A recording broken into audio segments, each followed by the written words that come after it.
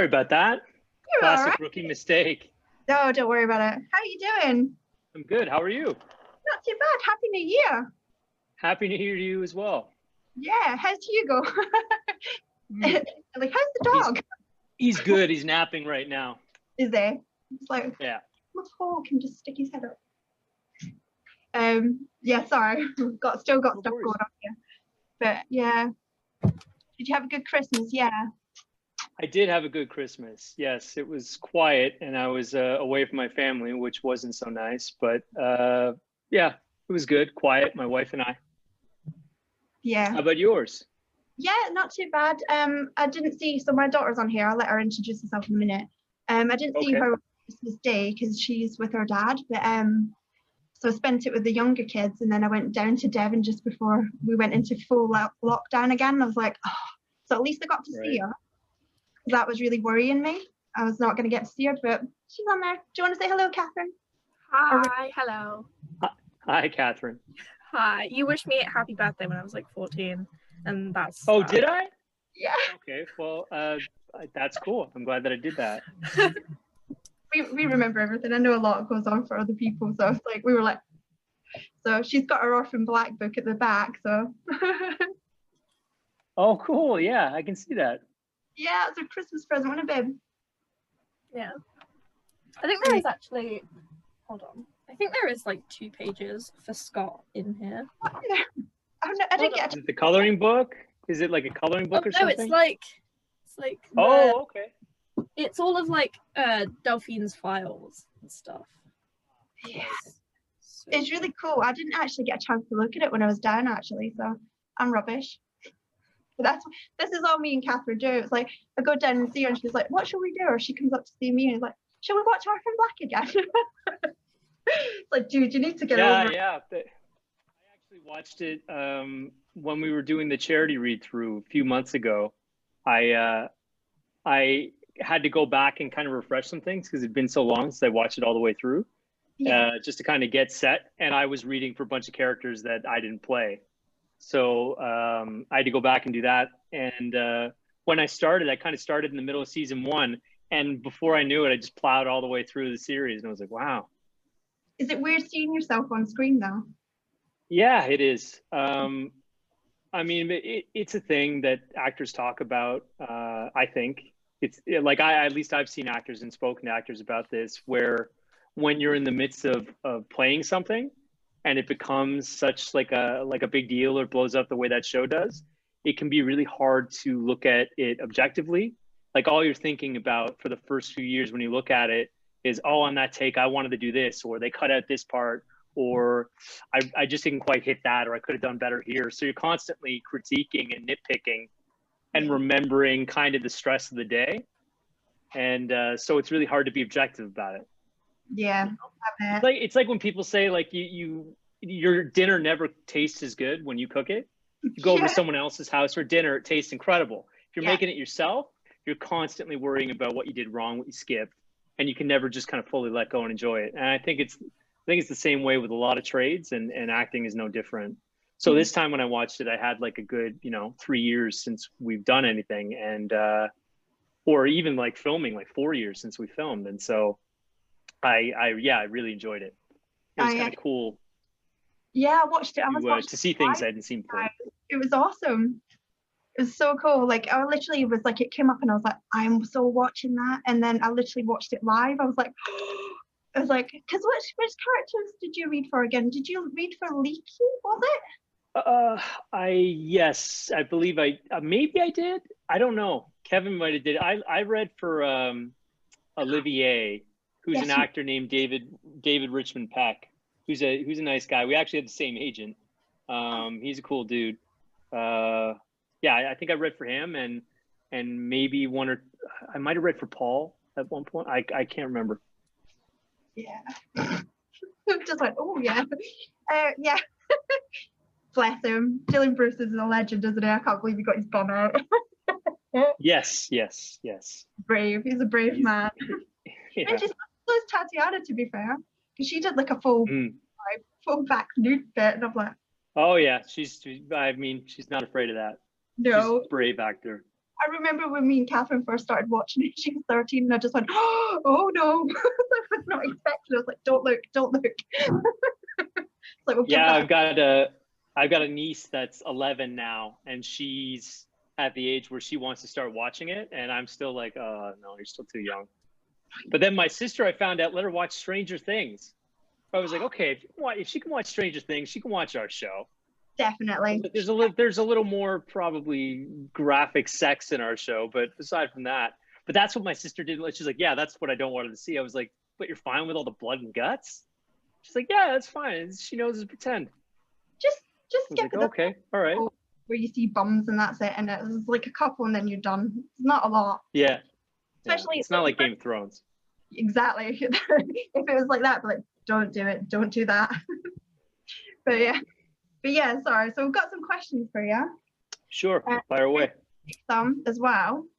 And I have had a little nosy, so I kind of know some of the answer, but other people might not. So I was like, okay. So the first one is, tell me about your past and how you got into acting. I started acting when I was 11. I kind of got pulled into auditioning for a musical, so I did the acting bit, and I had to sing a song, and I ended up getting the lead in it. And I was terrified, petrified. I always had really bad stage fright. I still do, actually. And my whole body sometimes before I get the first shot of the day done, or when I'm on a stage, like I'll shake and I'll have to pee like 6 times, and I'll feel like I'm going to vomit. Like it's really like a fight or flight thing. And that happened to me when I was a kid. And I remember getting through it, but I was so nervous that I was sure that it wasn't going to work out. And I got the lead. And so I did that in front of like an auditorium, like a big auditorium of like 1,000 people when I was young. When I was 11. And I think the first time, my mother always says that she knew that I was hooked on acting when the first time I walked on a stage, everybody applauded before I even did anything. And she was like, okay, yeah. She's like, I could see the look on your face and how your step just kind of changed. You became more sure of yourself. And she's like, I think that was it. Then that was the moment that you kind of figured out what you wanted to do with your life. Yeah. And it's still kind of changed. Like that's when I got into it. But the great thing about kind of getting into entertainment and storytelling is that there are a billion different kinds of jobs that you can do. Because if you're a good actor, you learn how to really understand kind of the DNA of what makes up a story. Yeah. And once you know how to do that, there are a billion jobs you can do. So I'm an actor now, but I grew up writing. Creative writing was kind of like, there weren't a lot of creative avenues that I had. I'm not very good at drawing. And so I was looking for other kind of artistic stuff to do. And so writing became one of them. So I'm an actor now, but in later in my career, I think I definitely want to get behind a camera and direct, and I would love to write my own material as well. Yeah, that's awesome. Yeah, so I started, that was when I was 11, and then from then on, I just kind of stayed with it through school. I did I did a lot of singing actually when I was young. I haven't done that in a very long time. But after I graduated high school, I auditioned for a conservatory. I'm from Newfoundland, so it's a small island off the coast of Canada with 500,000 people on it. It's, so I started, once I finished high school, I started applying to schools in Ontario. I flew up here because I had some family in Toronto, and my uncle drove me to my different auditions, and I got one, and I went to school there, and that was it. Oh wow! So, how long were you in Toronto before you started like doing auditioning for like TV shows and movies and stuff? Right. Yeah. So I graduated 22. I got my degree in my kind of conservatory training certificate, and I immediately moved from Toronto to Vancouver, Canada, on the West Coast, which is the other big film hub. Yeah. And I continued training there as an actor for 3 more years. And by chance, like I started, my wife and I knew each other. We went to university together, but nothing really happened. She was a few years younger than me. So when I graduated, I was 22 and she was 18. So the age was just a bit awkward, and nothing happened at that time. We just kind of were aware of each other. And I reached out to her when I was in Vancouver and she was still here. And we kind of started up very quickly from there. It just kind of clicked. It's one of those things.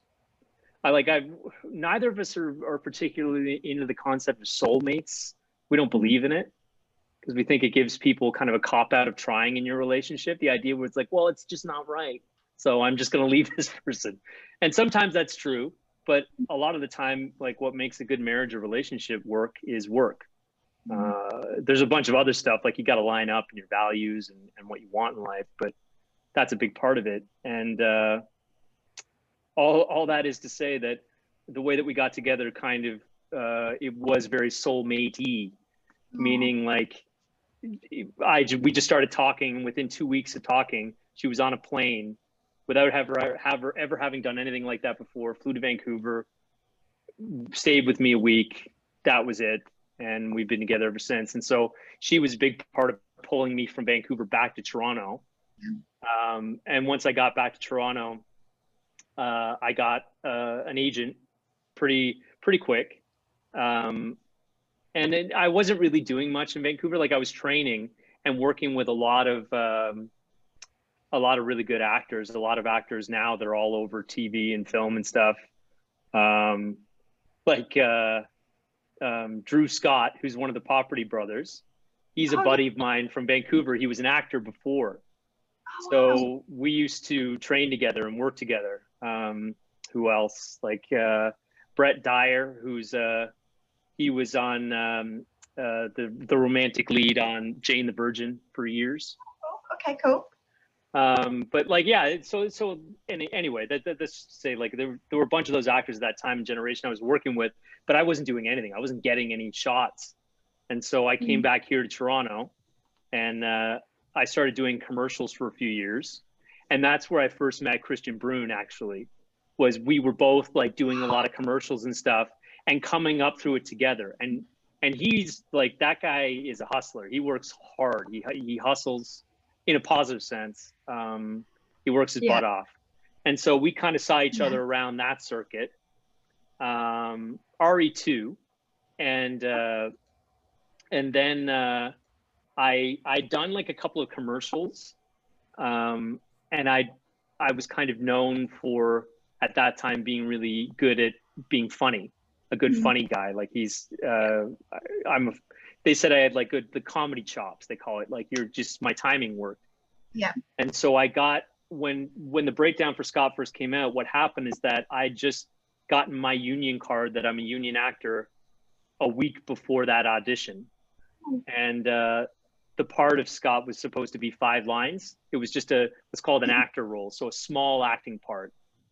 And so the casting director that was casting it, her name is Sharon Forrest, she knew me and had seen me before, knew that I was like smart and kind of a funny dude. And so like I had the timing that she wanted. And so she's like, you know what? I was the dark horse pick. Like, why not? Give him a shot. And I went in and I did my audition. My audition was 45 seconds. I only did 1 take. And it was for her and one of our directors at the time, TJ Scott. And I didn't get any notes. I didn't get redirected at all. He just said, that was great. Thank you. And when I left, a week later, I got a call saying the part had been changed and rewritten. It was now a bigger role. And I just, come in Monday at 6 a.m. Here's your new script with all these extra lines. And as you can imagine, like starting Orphan Black, like season 1, episode 6, I don't know anything about the show except it's a clone show with some girl named Tatiana Maslany, who I like knew peripherally because we both worked in the same town, but like I didn't really know her. And I knew that she did a couple of movies, and I was like, so this is like Alias, like with Jennifer Garner, like where she just plays a bunch of different women. And that's kind of what we thought it was going to be. It's like, oh, it's a clone show. Okay. And like, I had no idea. When I read the script, that's when it really kind of clicked in for me. It was just like, it's like nothing I ever read before. Yeah. It was technically in the realm of science fiction, but it was way more character driven. at a time when shows weren't. Yeah. And there were characters that were just kind of like, you know, dealing with like even like sexual fluidity. So like the fluidity between like dating different people or not being hung up on gender or sexual orientation, and it not being the point. So the characters are just kind of like, that's a part of who they are, but it's not the whole, they don't try to ride that in the story. And I'd never read anything like that before. And that's when it kind of clicked, like, oh, I think this could be really special. And I went in and I did my day, and it worked out really well. Although one thing that I'll tell you this, I never tell anybody this, is that when I was filming that first scene for the show in the lab with the "you can have sex with yourself" scene, when I did that scene, right before the last take we were gonna do of the whole thing, I blanked on all of my lines. I was so nervous about filming it that I didn't sleep at all the night before, and I was doing really well. We'd been filming for about 2 hours, and hour 3 I hit the wall, like my mind stopped working, and I blanked on one of the very last shots. And I remember I was sitting across from Tat, and she looked up at me, and we were just laughing. Like, we became really fast friends. Like, we liked a lot of the same music, we knew a lot of the same people. We both really loved comedy, and we were both kind of like improv sketch comedy nerds. And so there was so much kind of crossover. Like, we just sat and talked for like hours and hours, in between takes. And the very last take, you know, we got to be pretty fast buddies. And she was kind of looking, the two of us were joking around, and I was like, I forgot my lines. And then she started laughing, like, ha, that's funny. And then she looked at my face and was like, oh my God, oh, you did? And then they called, like, action. And she starts talking, and I just blank, and I blank. And then they just like, keep it rolling. The director's like, keep it rolling. Like, again, reset, go again, go. And I did it. I blanked 3 times in a row. And then the very last time, he's like, last one, go, go, go. And because they were running out of time, they had to get the shot. And the very last time, it's just like, she says it to me and kind of throws the ball to me. And I just like, it just, all of a sudden, it's like the brain fart, the blip just like lifted, and it just went back into the scene. And then we got the shot, and it worked, but it was touch and go on that first day for a minute. But what ended up happening is that they liked it. And I was only supposed to be in for that one day. And then they said, can you come back again? And they wrote another scene in episode 9 of that season for me. The whole, like the first time realizing that she's gay, that she's a lesbian, and that kind of realization. And they thought that was really funny. And then I was actually supposed to film another scene for finale the first season, but we ran out of time. That scene was going to be where Delphine essentially goes in and tells Scott, all this work that you're doing for Cosima, like, kill the whole thing, or like, you know, you're gone. You're out. You're out of the team. You're not, like, I will cut you out of her life. I will get rid of you. And so she kind of like goes in and like takes the samples that I have and gets rid of them. But we didn't get a chance to film that. So it didn't end up making it into the show, because it was going to be the last scene to shoot of the first season, and they ran out of time. And then in the second season, they asked me to join in the first episode. So I went in to film what I thought was just one more day of filming. And I walked into the studio, and John Fawcett was directing that episode. He's one of our 2 showrunners. He walked out and introduced himself to me and said, look, there's like the stuff with the Delphine Cosima arc is really good. He's like, but I feel like we need like a third in there to kind of make the chemistry work properly. He's like, so that we insert some comedy into the whole thing. And then he asked me, like, do you want to join the show? So from here on in, you're a cast member. And I remember being floored by that. And I said, like, yeah, absolutely. Of course. It's like an actor's dream, where somebody just says, you know what? We weren't going to have you in the show, but we think you're really good, and we wrote this thing for you. Do you want to be a part of this, by that time, like, gigantic hit show? Yeah. And I was like, yeah, of course. I bet. And that was it. Yeah, because like Scott is one of the, like, his obviously, like you said, the first season he was really sort of like not really a lot going, but all of his scenes, like all of your scenes are not his scenes, sorry. All of like the bits where you see him, he's so awkward, but it's kind of adorable, and you're like, I really hope they keep this character. And I was, you know, as seasons went on, because I think I watched season 1, I literally recorded it all, binge watched it, was sat there going, crap, now I've got to wait for season 2, and it was kind of one of them. And every season I was like, don't kill Scott off. I'm not going to be happy if you kill Scott off. But yeah, no, he's a wicked character. He's so funny. Thank you very much. Anyway, I feel like I've been rambling. I just took over that question. What else have you got? I about lost my mind when you told me about Delphine. I was like, oh, I think I'm getting like, like you lost me there. I was like, yeah, that was the untold one. And yeah, again too, Evelyn, she's the best. She's also lovely. one of my good buddies. Yeah. Yeah, it's not like a fabricated friendship on the show. I think that's what makes it work so much, is that we are all very close. We all have a group text. We talk to each other. What, even still now? Oh yeah. Oh, that's just on the holidays. I got a message from Graham Manson, who has a new house in Vancouver, and he was drinking beer with Christian Brune in his backyard. I love that dude. He's so funny. Donnie killed me, but you know, I was watching Handmaid's Tale. He just popped up and I was like, oh, it's Donnie. Yeah. Like, he was so creepy. He was brilliant. He did it so well. He does creepy well. He did do creepy well. Sorry, right, anyway. I'll come back to Orphan Black, I promise. So you've got a new movie, like short movie coming out. Can you tell us more about Mew and your character? And also, did you get to meet Stephen King? Oh, I did not get a chance to meet Mr. King, although he is a big Orphan Black fan. So that was incredibly cool when I found that out. I think he, like, obviously for obvious reasons, like, can you guess who his favorite clone on the show is? Helena? Yes. Nailed it. Yeah. He said that on he sent out some Twitter thing years ago. I think I'd just gotten an account or whatever, and then all of a sudden he tagged the show or something saying, "Who's your favorite?" This is my favorite. And I was like, "Oh my God, Stephen King watches our show. That's amazing." That's so cool.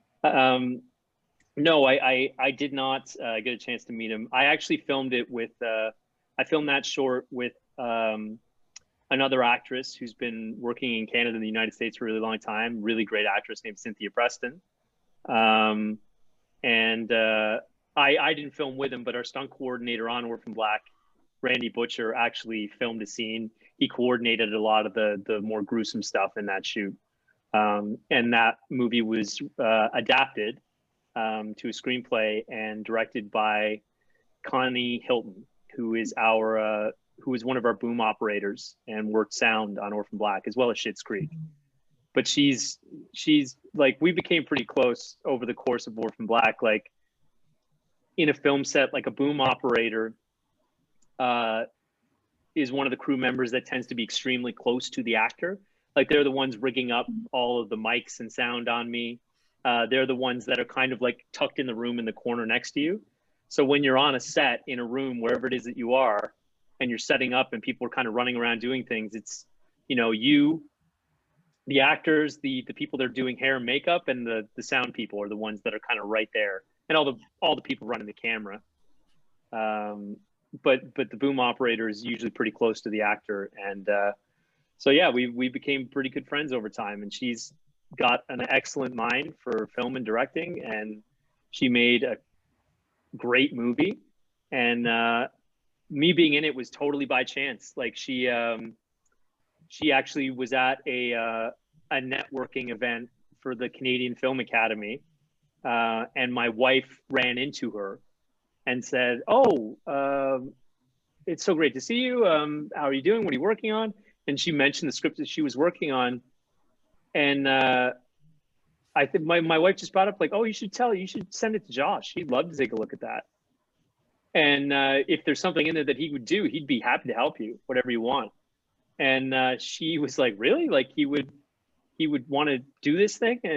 And so she sent the script to me and said, you know, do you want to play this part, this cop who's in charge of investigating this woman who seemingly was robbed, but something doesn't add up. And I jumped on like right there, and I was like, yeah, absolutely, I would love to do this movie with you. And yeah, we filmed it over a couple of days. It was awesome.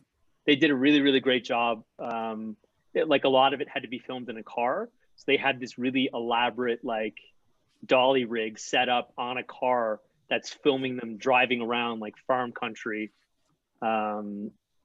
outside of Toronto, which was, it's amazing because like they're driving during sunset and stuff like that. It's really cool. But I played yeah, the cop that's interrogating a woman who her story just isn't adding up right. And it's a part that was kind of like quiet and understated, and then in the end it's like, you know, it that relationship is changed. And what Connie was looking for from me was, I need like an actor that can kind of go through that big emotional journey without it being like a big thing. Like you can just see it all happening in their eyes, the wheels turning. It's a very kind of understated part. And yeah, I think that we got there. I think it went really well. Yeah. Yeah, because I read that it was because it is a short and stuff, because obviously you've done like long scenes like in movies and stuff, and to have it that, you know, such a short shoot, what was that like? Was it quite refreshing or? No, it's kind of the same thing. In fact, the way that our scenes worked is that the interrogation scene that I'm doing, it's like the full interrogation I think takes place over the course of like a couple hours. And so the way that we filmed it is that we just did it all in chronological order. Connie did that for us because she knew that it would be helpful for the actors, which is, it's amazing, like a really sweet thing to do, because a lot of times we shoot out of sequence. So she just did it so my entire, whatever it is, 10 pages of interrogating her are all in chronological order. So she broke it down into 3, and we just filmed it a third at a time, and we got to rehearse it almost like doing like a stage play. And that's how we shot it. And it was yeah, so it was cool because it's the very best way I think to shoot as an actor, especially when we're working in film and TV. Like it goes back to kind of the origin of like working on a stage where you're just kind of doing it piece by piece by piece, and it gives you a chance to kind of dig deeper into it. And every time you do that, you're kind of changed by the scene, and you can kind of carry that right into the next step and the step after that. So it was a real pleasure. Yeah. I've also seen that you did was it St. Evans and Outside In? Your wife was on that. What was it like working with your wife on program? With my wife? It was good. Yeah, like we've worked together a few times before. We worked together on stage. And yeah, we've always worked well together because, I mean, the way that most acting auditions are done now is through self-tapes. So this is like my little self-tape studio that I'm in, and everything is filmed through those self-tapes. And so with the pandemic, the only one that can roll the camera for me is my wife, and she always has anyway, but there've been so many of these kind of requests coming out because nothing could be done in person anymore, that we work together all the time. She directs me and I direct her. And she's the one acting opposite me more than anyone else. Oh, that's really lovely that you've got that like sort of connection. Even if you don't work on the same projects, you're still helping each other. That's really lovely. Yes. Yeah. Is there any project? Yeah, it's the only way to really do it. Oh no, it's okay. Sorry, go ahead. Really do it.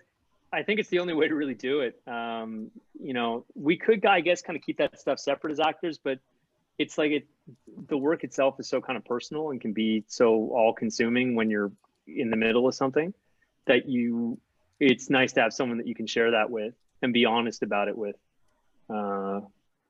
It's difficult at times because it means either one of us could be up or down working on whatever it is that we're working on.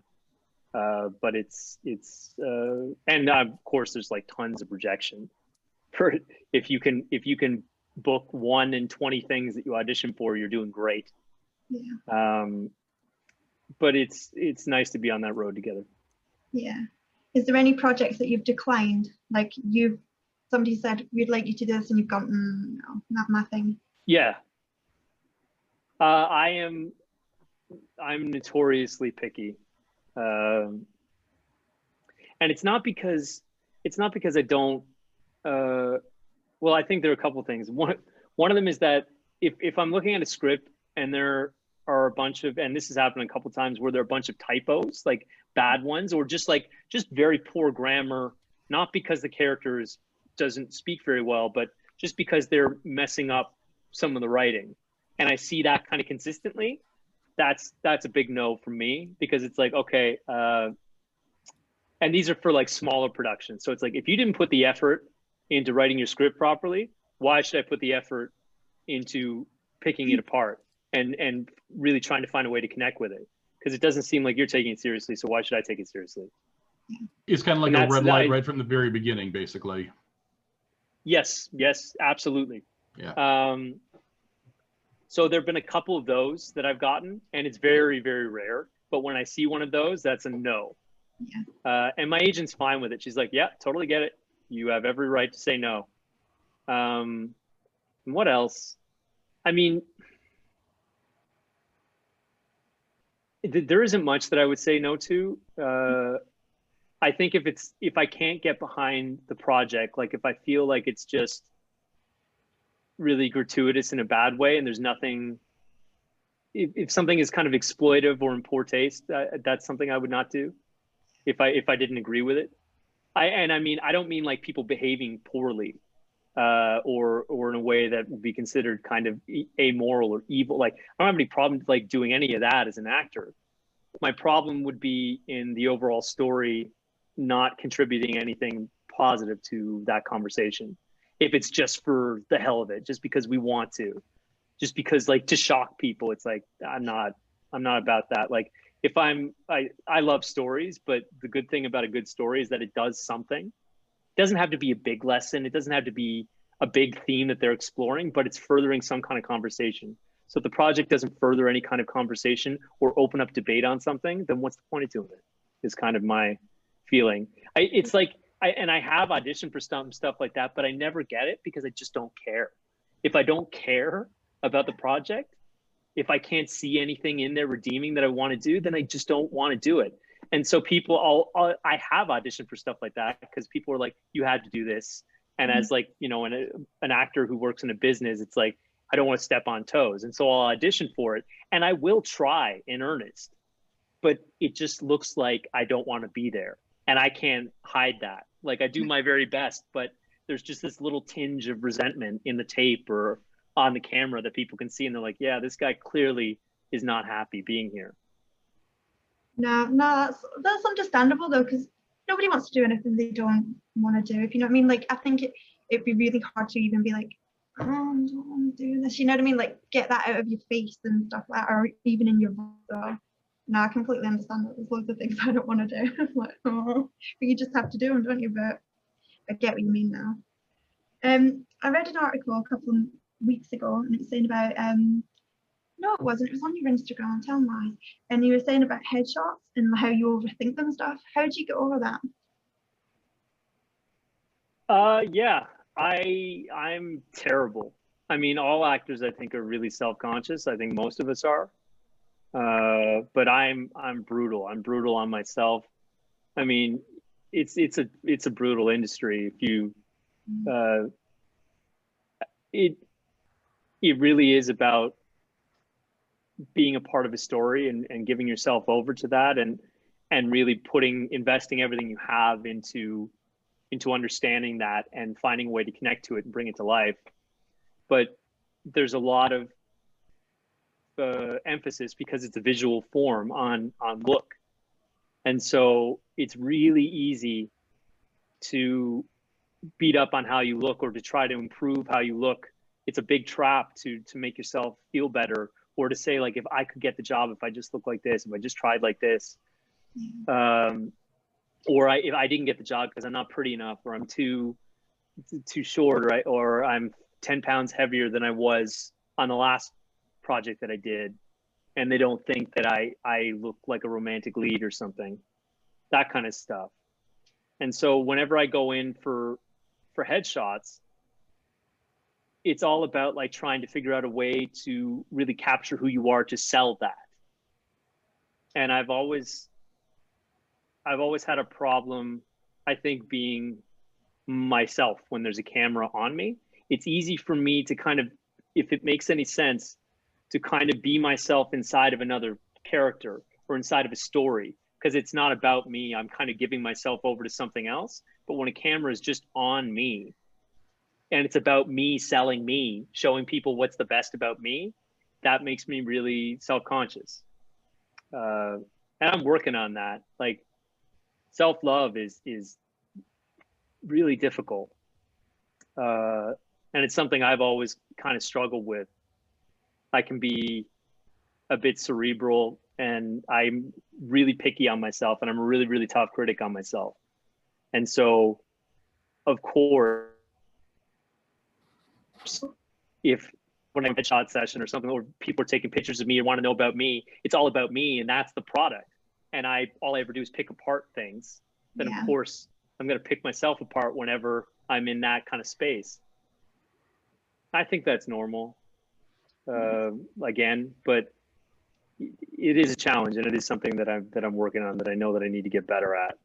Yeah, I was literally, with the people here, I've literally had that conversation with them the other day. You do get in your head and you do look at stuff that you've done and gone, could have done that better, should have done that better. You know what I mean? It's like a coulda, woulda, and you can't change it. It's already done.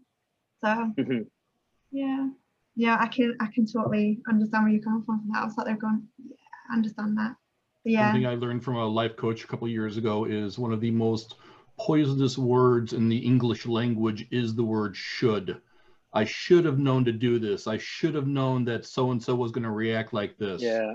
Once I actually started removing the word should from my inner monologue, man, did my life get a lot better. That's one of the worst words to use on yourself.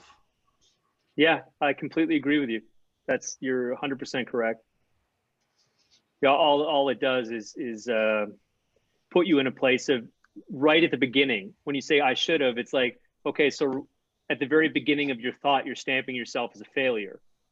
And then you're starting from there. Like, how do you expect to move forward? How do you expect to be able to get back up, or to empower yourself in your life, if you're starting with, so I failed, but I want to try to do this? It's like, okay, well, so you shot yourself in the foot, and now you're going to try to sprint a race. How's that going to go? Exactly. Yep. Yeah. So yes, I do agree. I do agree very much with that. Yeah. Charles has worked with actors, so was it theatre, wasn't it, Charles? Yeah, I did technical theater for about 12, 14 years. Oh, cool. Yeah, That's sound awesome. design, set design, stage management primarily. Yeah. Oh, stage management. Yep. Respect. Thank you. Yep. I did a little on-stage work, but primarily backstage stuff for the most part. Yeah. Stage management, for anybody that doesn't know, is like, there are people that are organized, and then there are stage managers. It's another level. And it's like the prerequisite for the job is like, of everybody that you've ever met in your life, if there are more than 2 people that are more organized than you, you're probably in the wrong field. Because as a stage manager, it's like you're that person that just is more organized, more technically kind of proficient with stuff. Stage manager book in a play, or like working on a production, is like that thick, and there's nothing like it. The number of markings and stuff like that, to me, it stresses me out, because the number of cues that you have to do in a show, it can be like what, like 300 Easily. active cues Easily. So if you've got like a show that's like say like 90 minutes, let's say 400. So every 15-20 seconds, you've got something you had to hit at the exact moment, a button to make a sound work, or to change something on stage, or to move a set piece. And if you don't do that, the whole thing falls apart. So respect. Thank you. The third show I stage managed, third show I ever stage managed, were parts 1 and 2 of Angels in America in Rep. Oh, wow. My God. Yeah. Wow. My God. Yeah. I figured you would understand the scope of that. Yes.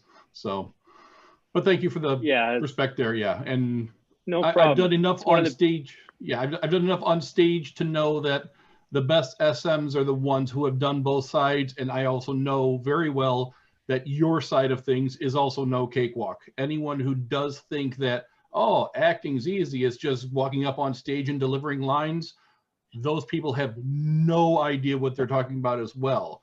The stuff that you guys do, whether it's live theater or TV or movies, it's no walk in the park. There's a lot of work involved. There's a lot of investment of time, a lot of research, a lot of studying, a lot of practice.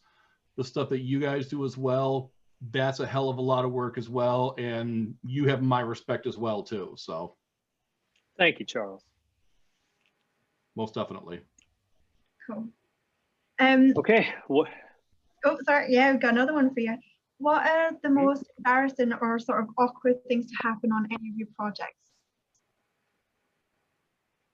Well, I would definitely say that first day working on set when I blanked on my lines. When I got out of there, I was like, okay, that's the end of that. Won't be calling me back. What else? Oh, well, so that scene that I told you about, that deleted, it's not deleted, it was never filmed scene from season 1, episode 10, where I was supposed to film the last scene of the season. So they called me in for that, and everyone, all the crew were really kind of happy, like, yeah, they called you back, you're in the finale, that's great, before I joined the show.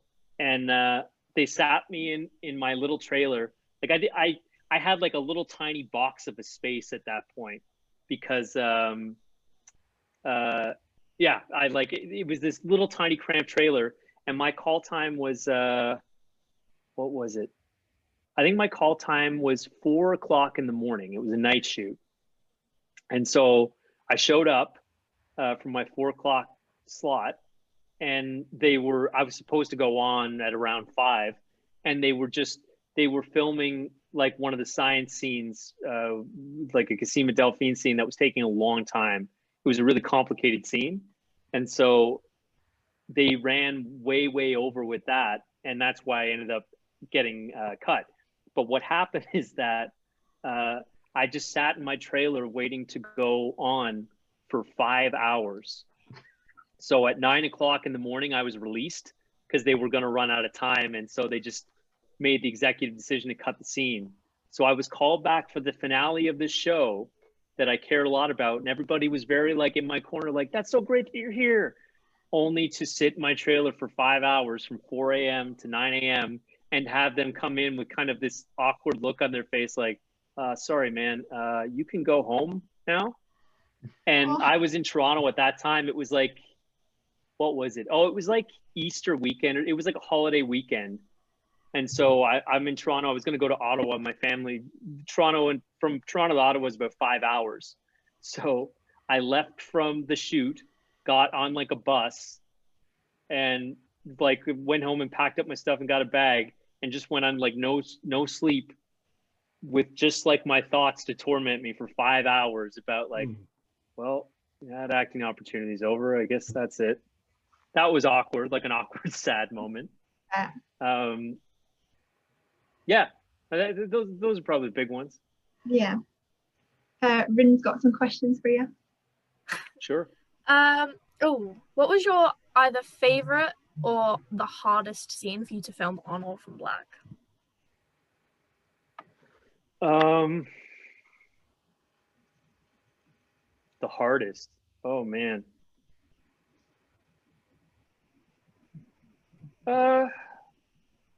I mean, there's hard in different ways. So, you know, there were plenty of things that I had to do that was all about like, you know, doing stuff that's very technically proficient. So that in one of the scenes they have like the little maggot bot things, and I roll one down a table and then catch it. But I had to roll it in such a way that I had to roll it. It had to roll straight, and I had to catch it right before the edge of the table. So there's stuff like that where it's like you gotta, it's like doing choreography, and it's very exacting, and like you just gotta hit it. And then there's the stuff that's like emotionally really tough. Like there are a lot of things. So the scene where I did in the second season where I had to come, where like the scene where Scott finds out that Cosima is a clone, and he goes through all of these steps in his head, like when his mind catches up to what was right in front of him the whole time, and all of that is done without saying really a word. He goes through everything, and kind of the last sentence he says about like, oh, it's an honor to work with you, is just kind of like a culmination of everything that he already figured out in his head. And then he makes a decision that he's just going to commit to this. And that was really complicated. I remember doing it because I was still new on the show then. And when I did that, I was trying to, because it just says like it's an honor. Like there's nothing that says he pauses for like 20 seconds as he figures it out. It's just I was trying to get to the scene, and I remember it was our showrunner John was directing that episode, and he came in and he told me after I did one, he's like, this time he said you can take as much time as you need, and as a new actor on a show, that by that point, that was into the second season, like the show is this huge success, and you know, I think at that point, like Tad had just got nominated for a Golden Globe, and all the buzz was about the show, and I'm like the new kid, really, and I'm to take that space was really like a big leap. Like, you're trusting me to do this scene, and like we're just gonna leave everything silent for 20 seconds while I figure this out? And he's like, yeah, he's like, as much as you need. And that was like a huge challenge that I'm really proud of, that like we got it. I figured it was the take right after that where I just like let it go, and I figured it out in the moment, like really worked, and they were shooting that episode, they were really proud of it, they really liked it. That was really difficult. And I think figuring out like a lot of the stuff between Scott and Rachel was a really weird relationship. So for me, that working out that dynamic was a real challenge. Those are probably the big ones. Yeah. That scene with Scott and Cosima though, it was moving, it was so beautiful. And like even you can see in his face, he's like kind of thing, it's like it all sort of clicks, doesn't it? And it's like, oh, it's an amazing scene. That was, if out of all the scenes with Scott, that is probably one of my favorite scenes. It gives me goosebumps every time I see it. He did an amazing job. Thank you. Yeah, it was so good. That was the one where they changed it up. Like up until that point, I was playing he was more of a funny character. And that was the moment where one of our writers, who's an incredible writer named Karen Walton, she's like a very famous, very well-respected Canadian writer. She's worked with John and Graham for years before Orphan Black, but it was her episode. And it was a chance to take the character in a totally different direction. And that's what we did from there. So from there, everything started to kind of change. His whole trajectory changed. And I'm really proud of that, because I felt like we kind of got as far as we could get in the comedy bit, like without pushing it anymore to kind of being silly or over the top. And I was like, okay, from that point, we were all able to kind of take a collective shift and move him in a different direction. And I'm really happy with that. Yeah, and it balanced the comedy in the show really well as well. Like Jordan Gavaris' character, I feel like is hilarious, but he can do like serious as well. And I think just the balance with it was just enough fun, not to be silly, if you know what I mean, like you were saying. And it was just perfect the way they did it. I thought it was great. I think it's a fabulous show. So yeah. Yep. No, he's still close with Jordan. He's quick. I thought I was quick, and then I met Jordan Gavaris, and I was like, wow, I mean, yeah, this dude is like, he is on it. He can change gears in terms of a scene like no one I've ever seen. In terms of like his comedy timing, he's on another level. Amazing. Yeah. Do you want to do the next one, babe? So what like behind the scenes stuff, like either things that were cut or things that you personally developed about Scott that we don't know?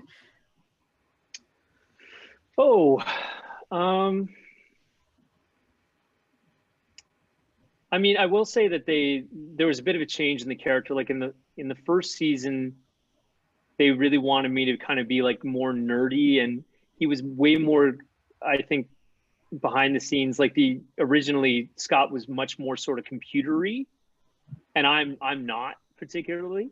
But that character kind of changed, kind of grew away from that. So he kind of became more about like being more of a just kind of like geek culture. So games and you know, like yeah, like challenging games, like board games and that kind of stuff, and like comic culture and things like that wasn't necessarily there in the early seasons.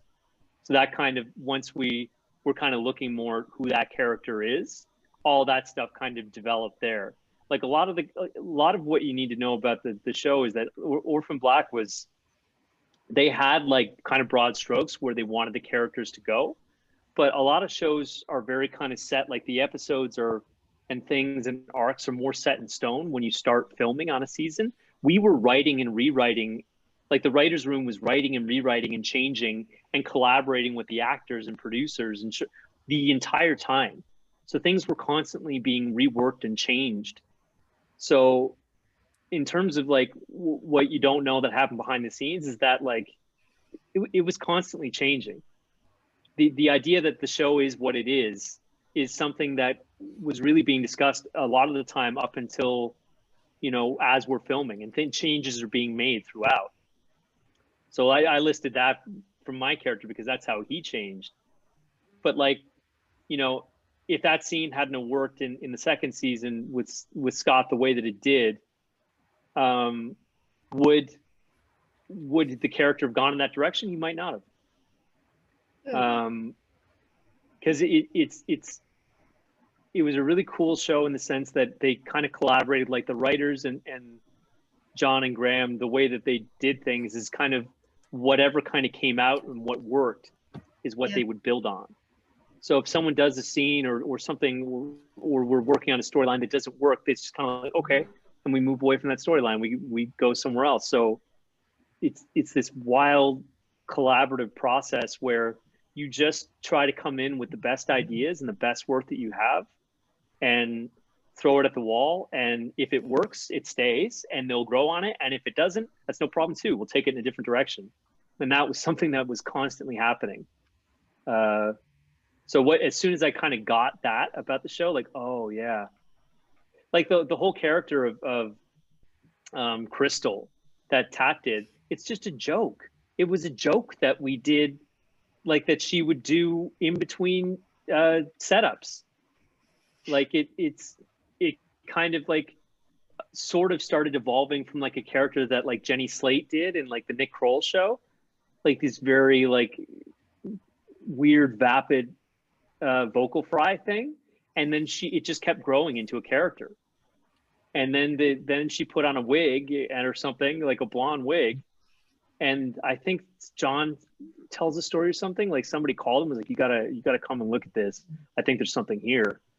And then that became that character. Oh, Crystal the Who. So stuff like that happens. Or like, you know, the collaboration, like Stephen Lynch, who does makeup on the show, who was our head of makeup, his kind of input on helping Tat, I think with some aspects of Helena. I think that's a thing. I mean, don't quote me on that, but he, like, there's this very kind of collaborative process where everybody, whatever their job was in the show, had very active input into what the final product was. It was very much like one of our code names for one of the seasons was called No Bad Ideas. Because after the show became successful, we had to change the name because it was just too many people would show up where we were filming. But and they just didn't want to have secrets. It's a conspiracy show. It doesn't work if everybody sees what we're doing. But you know, the whole idea of like the no bad ideas, it is very much the room was like that. And I mean, there were points where people disagreed on stuff, I'm sure. I don't know, because I didn't see that stuff. It was more behind the scenes.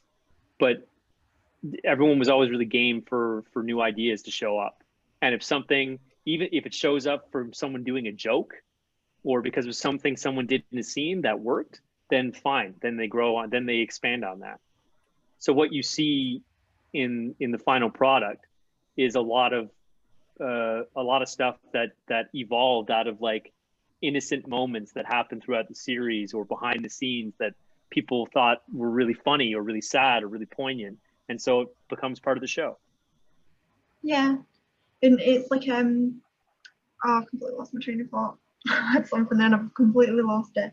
But yeah, it's sorry, I completely just completely have lost it. It's okay, don't worry about it. I'll let Ryn ask a question. If I remember, I'll come back to it because I know it was something. And I was like, and I forgot, it just went. Ryn, what was the other one, babe? Oh, oh no, what happened to the cat, Scott's cat? I feel like the cat needed to be a bigger character. Yeah, she needed to develop. Yes, that is something that we wanted to put more of in there. The idea for the cat's name, Denise, I can tell you that was Chris Roberts, one of the writers in the show, who was responsible for writing most of my stuff. And what's funny, like Chris came on, his first writing episode on the show was in season 2. It's the episode that I first get like kind of introduced as a bigger character. And the two of us stayed tight throughout the rest of the series, talking about different stuff. I could talk to him about different things about the character, and he would talk with me about where he's coming from. That was really cool because I really felt like I had input into what was going on. And he wanted to know my thoughts on things. Denise was his idea, the name, and everyone in the writer's room started cracking up. So they're like, Denise, it is. But the reason why she wasn't in the show more, Tinkerbell is her real name. The reason why she wasn't in the show more is that Tat is very allergic to cats and most animals with fur.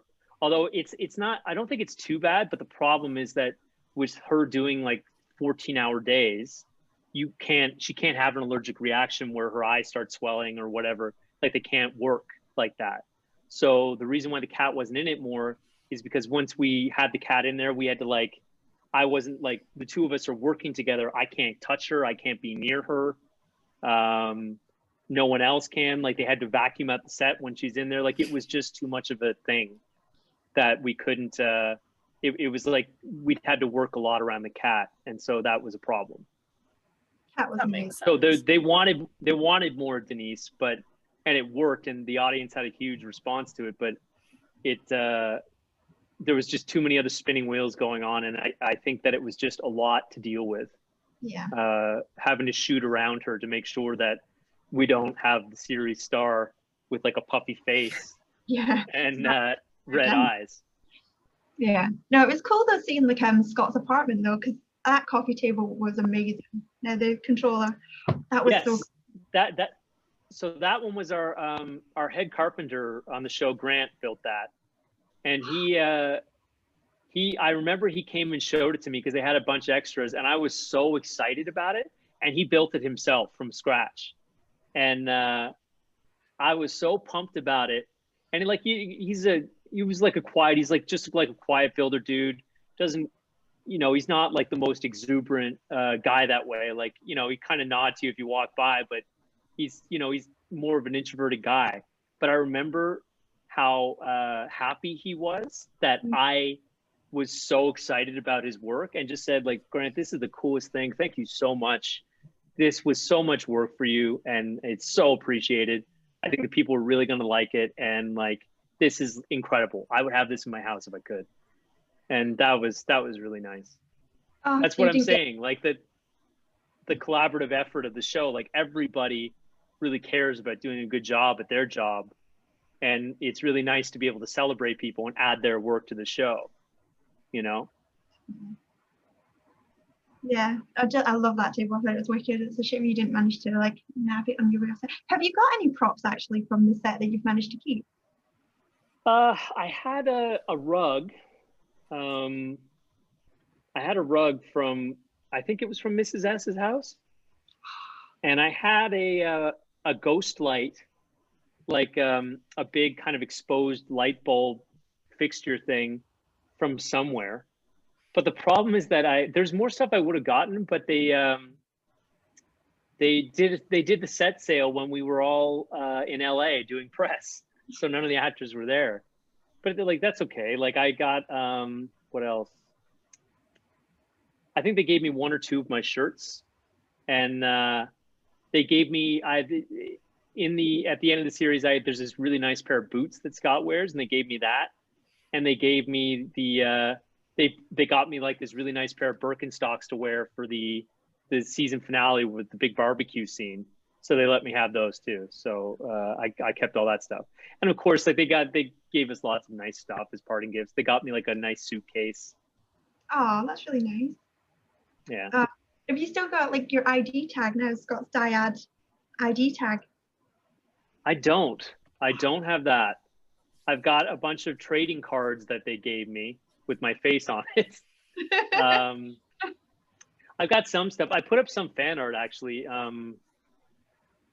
and people that did stuff like Elsie Morgan, who's become like a friend. Like she would come to the set a few times, and she designed, I think, some artwork for the show. But she would do recreations of comic slides for each of the actors in the show, and then she would blow them up and give them to us as presents at the end of the series. So I have that on my wall, and there's another artist in Australia, like a visual media person, Terrence, I think his name is, who did, I've got it here somewhere, but he did this thing where he spliced a slide of every scene I was ever in and made them into a collage.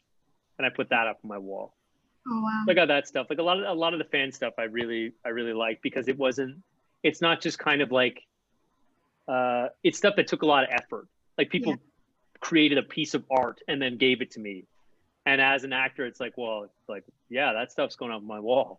If you make me a picture or whatever to kind of like to celebrate or kind of show appreciation for my work, I was like, of course that's going up on the wall, because they did it in really innovative, cool ways.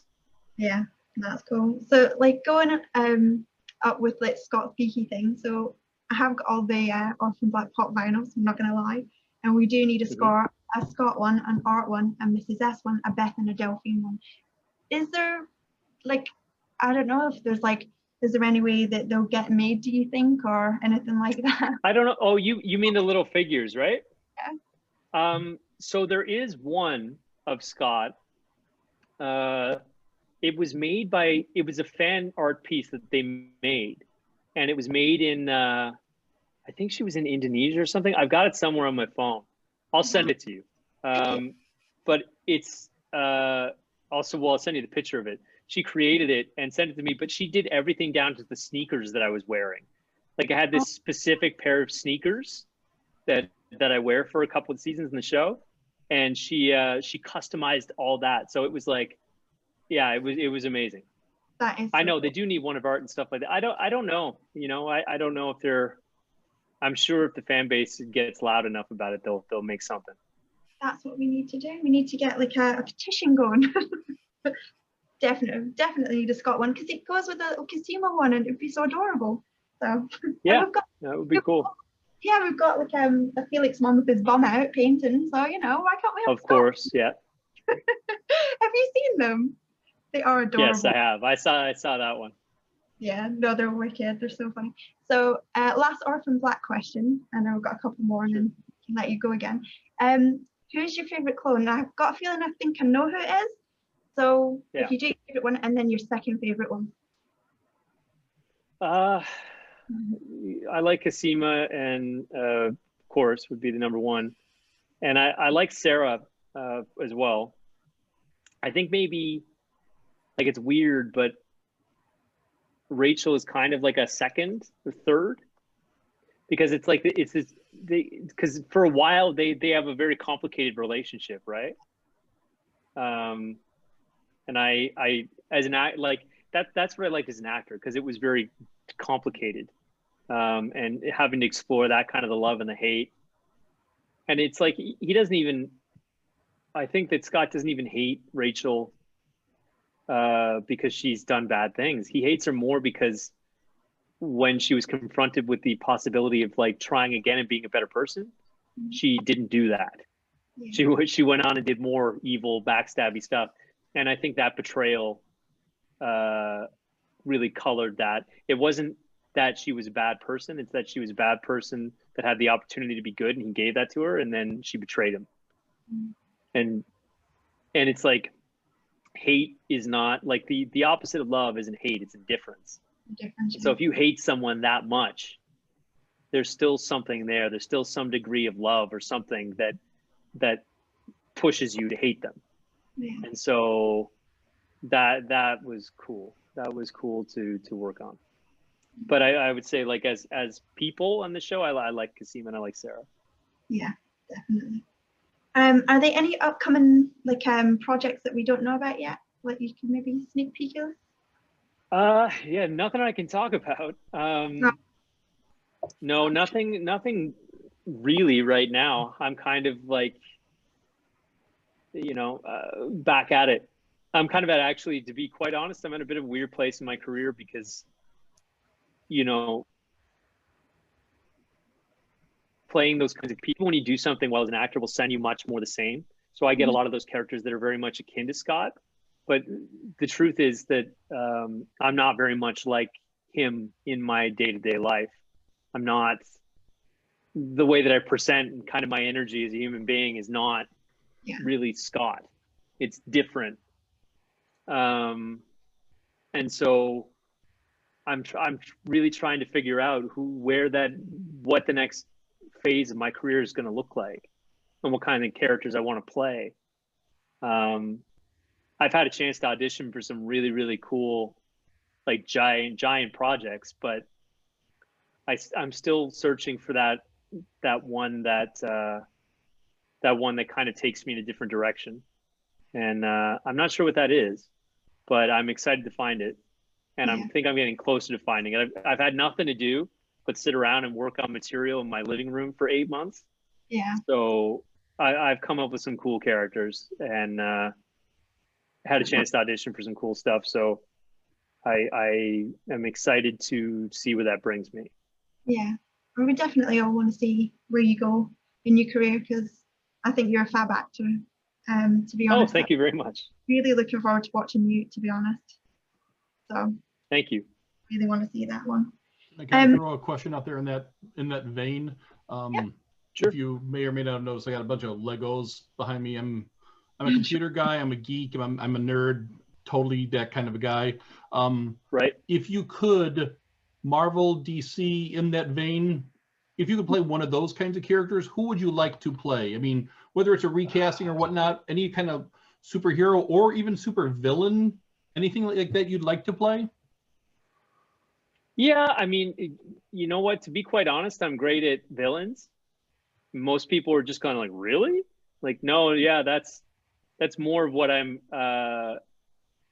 That's more what I'm good at, or more I think what works, or something that's interesting that I can do because my face kind of betrays me. Like I've got a kind face and big eyes, and like a large smile. So when you're someone like that, and then you find out that person with that big smile is just totally evil, it's very unsettling. Yeah. Nobody wants to see, if you're a giant, if you're a giant of a man and then you're tough in a movie, people are like, that's fine. But like if you're not, or you're smaller, or it seemingly comes out of nowhere, that's interesting. Yeah. And so those are the kinds of characters that I like playing. Although I'm not against playing like anti-heroes or heroes that are just brutally flawed. I like that idea too. I had a couple of my buddies that are pretty good nerds that were like, you would have been a pretty good Moon Knight, I think. So I wouldn't mind doing that. That's actually one of them I was thinking of, as a matter of fact, actually. Yeah. Oh, thank you. Yeah. In terms of, but I mean, like Oscar Isaac is doing it, and he's an incredible actor. Yeah, I kind of bow down to him. He's been doing it better than me for a little while. What else? Like in DC, I would say maybe the Blue Beetle, Ted Kord. I can see that. Yeah, he hasn't been touched yet. That's true. Yeah, one of my friends was like, who's a big DC fan. He's like, definitely Ted Kord. He's like, you could totally do it, dude. So I wouldn't mind trying that. But I do definitely like a lot of the DC characters. I like darker. I like the DC material because it's very dark, and the metaphysical kind of element that they have in there, in a big way, is appealing to me. I think they just really they need to figure out a better way to develop their characters in the cinematic universe. Like they need to. I don't even know, because there are some great stories in DC, but I think that there's more work to be done in terms of creating character-driven dramas and stuff like that, as opposed to just movies that have a bunch of great giant moments. Because at the end of the day, if you don't care about the people that are in them, it doesn't matter. I wholly agree. Thank you. Appreciate it. Yeah, no problem. And then the other question I've got is, out of all the characters, like everything, all of your whole body of work, what character was your favorite one ever to play? Oh, well, yeah. I mean, for sure it would be Scott, because it's very rare for an actor to get the opportunity to take a character and walk them through 5 seasons of work. Like that doesn't happen very much in TV. Bunch of like big TV shows have that, but the odds of being able to play a character and have them change and grow over a 5-6 year period is super rare. And so I'm proud of him in the sense of, you know, who he started as and who he ends up at the end of the series is just totally different. And you know what, if they do a movie, if they decide they want to do that, it'll end up being different again. That'd be kind of interesting to see, like, you know, X amount of years forward and how everybody's doing, if you know what I mean. Because I know Tatiana's doing the serial box. She's doing like the audio stuff. I haven't had the look into that, but that would be wicked to see, like actually see that, if you know what I mean. That would be wicked. Mm-hmm. Yeah. And then my friend Jess, who's up there, if you can see her with the red hair, there she is. Hi, Jess. She had this, and I didn't know this. So basically, we've heard that you do accents. Can you do some? Oh no, not really. Really? Who said that I do accents? Jess. I don't. You don't know. No, not really. I mean, I have. Well, like, you know what? It might have come from this, is that my own natural accent is very different than the way that I speak now, because I'm a Newfoundlander. It's funny, actually, like when I was in Scotland, my ability to understand people with very, very thick accents that were speaking in Scots and using slang, I could understand everything that they were saying, and it weirded them all out, because a lot of the terms and stuff, they change, but it's a lot of the same language that we use in Newfoundland. Like, it's still based on Celtic culture, so and I mean, the Newfoundland accent is super thick and very specific, and so a bunch of the words are the same. So there's that. So you want me to speak in that accent? You're Scottish, because I'm Scottish, so I can tell you if you're doing any good. Okay. Well, the Newfoundland way, it's more Irish than Scottish, but it's like,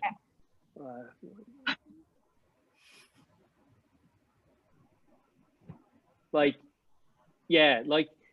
the Newfoundland accent, especially from like where I'm from, is like a St. John's accent, which is like really hard town accent. So when you speak in it, you're more or less like, you flatten out all your words like this. You just kind of throw things away. They stay like right kind of at the edge of your teeth like that. Yeah. Just kind of, yeah. That's actually, it's really like a really good Irish accent. Well, it's like it's a bit kind of cocky and performative, but that's like that's the town accent. And it's like downtown St. John's is like, it's very like hard and aggressive, because it's like, it's kind of a tough neighborhood actually. But it's funny that when I listen to it now, is like, it sounds very like Conor McGregory, because his accent is like the Irish accent, but he like puts a little more attitude on it. and so he loses a bit of the kind of the lilt, and it Yeah. just becomes a little harder. And to me, when I listen to it, sometimes like kind of sounds like Newfoundland. Yeah, like when I pronounce certain things, you get a twang of Irish. Like sometimes it just comes out and it's like, where the hell did that come from? Like I've got ancestors, but I've never been there, so I don't know where it comes from. So it's really Scottish is one of the hardest. Just as commenting, it sounds kind of Bostonian. Yes, it is. It's very similar. Well, they went through the same thing, right? Like when all the immigrants came flowing out the ships at a huge rate after like the potato famine in Ireland. A lot of them landed in Newfoundland. Like my family, I've got relatives. It kind of split off. So in the 1700s, a bunch of them are in Newfoundland, and then there are people with my last name in Boston. So it's like, oh, okay, yeah, that explains that. Yeah, they got around, didn't they? The Irish. Yeah. Bless them. But no, that's okay. Where did you go in Scotland? Actually, I'm just really nosy now. I flew into Edinburgh, and I went up to like Fort Wallace, Inverness, Loch Ness. I went swimming in Loch Ness. Did you? Oh, you're brave. Yeah. Was it cold? I did. What else? Loch Ness, Glencoe. Yeah. And all over the Isle of Skye. It was just like I did like a tour. So I found like a private tour, like a small run by this Scottish guy. And my wife and I just went with him from Edinburgh. We became really good friends, actually. Yeah, his name is Graham Anderson. Oh, cool. Yeah, he took really good care of us and took us all around. For me, I like whiskey, big Scotch whiskey fan. So he made the entire tour go to the Talisker distillery on the Isle of Skye because I wanted to go, and nobody else wanted to. But he was just like, it's all right, it's for you. And so he made them stop there for 15 minutes, and it's like nobody bought anything, just me walking around with a big smile on my face. Anne actually used to work for Johnny Walker, and she's got some really posh, expensive whiskies in her cupboard that they'll never see the light of day until she probably passes away, and everybody's going to be like, give me that. You know what I mean? So that's wild. I know where to send it because I don't drink whiskey, but I know where to send it. Yeah, for sure. Best mate for life. But yeah, no, that's cool. Have you ever been Glasgow? No, it was one of the things where we were traveling all across Europe, my wife and I, and so it was just kind of too far. It was like we couldn't fit in Glasgow. Yeah, it's a good city actually. I like it. A bit rowdy, but I like. I'm from the west coast of Scotland anyway, so I'm just like, yeah, it's fine. You know what I mean? Yeah. It was wicked fun. Oh, cool. And then Ryn's got one more for you, and then we're done. Sure. Oh yeah. So what advice would you give to someone that is starting out acting as an aspiring actor? Are you starting out acting? I want to, yeah. Hopefully after COVID. Okay. That's yeah. awesome. So what advice would you give and do you wish that you knew when you started acting? I would say getting an education is important. It gives you more options to be able to do different things. But at the same time, it's like, I'm trying to figure out how to put this. Find a good place to train, good teachers to train with, and train with them, and stick training with them. I did the school program thing. It was good for me because it gave me a degree from, one of the best universities in, one of the best universities in Canada, and like with a huge international reputation. Like it was great. I went to the University of Toronto, which is a big school. It's where they discovered insulin to cure or treat diabetes. It's really good. It's been really useful for me to have that because I can do whatever I want with it. But in terms of like acting, like you want to find a really good class to learn how to act. The best material you can do is stuff on stage. Find people to help you with that. Find people to work with you on camera. And follow the actors that are doing good work. Follow the ones that go to where they train. and don't be I afraid was to fail. actually In fact, planning when I turn 18 to actually study in like Canada, because that's a lot of good places to go to school for like acting. I was actually planning on doing that when I turn 18. Yeah. Well, you can always send me a message if you want suggestions. Yeah. But there are a lot of good schools, but I will say this, like, I graduated from an acting school. I played leads in stage shows in my acting school. And when I got out in the real world, in like a real scene study class with real pro actors, I got my butt kicked. Like, I didn't know anything.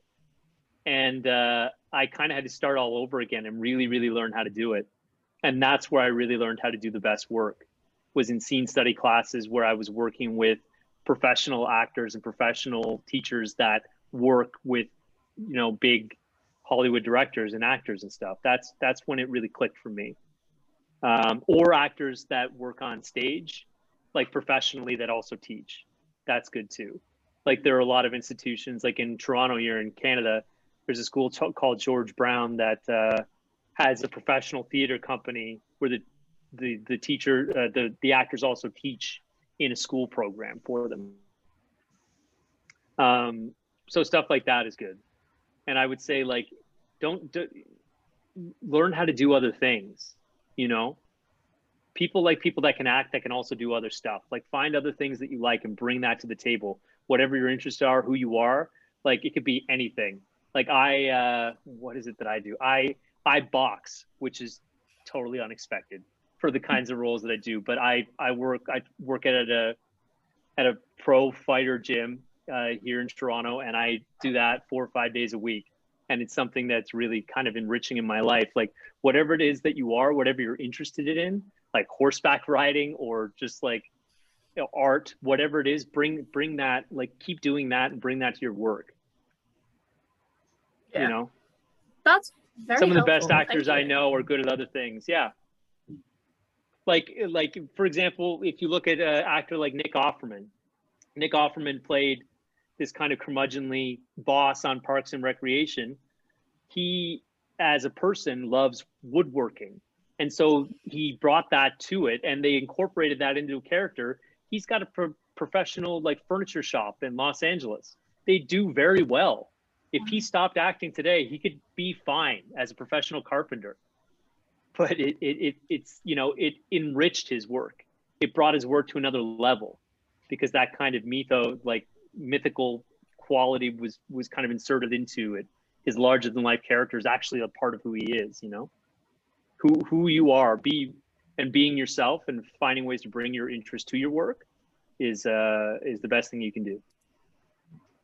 Yeah, that's very good advice. Yeah, definitely. Cool. Thank you. Yeah. Has anyone got anything else? I've got nothing. Anybody else? We're all good? Yeah. But yeah, thank you so much, Josh. I really do appreciate it. And it's lovely to meet you face to face. We've been talking for a while, haven't we? So it's really lovely to actually meet you. Yeah, it's lovely to talk to you all too. It's a really nice conversation, and it's just nice to be able to connect with people during all this. So I hope everybody stays safe, and thank you so much for talking with me. It's been a real treat. I hope I didn't ramble too much. No, Hearts back. Hearts back. It's been an absolute pleasure, Josh. Thank you very much. Thank you. Thank you so much, everyone. Okay, I will talk to you all later. See you soon. Have a good one. Bye-bye. Bye-bye.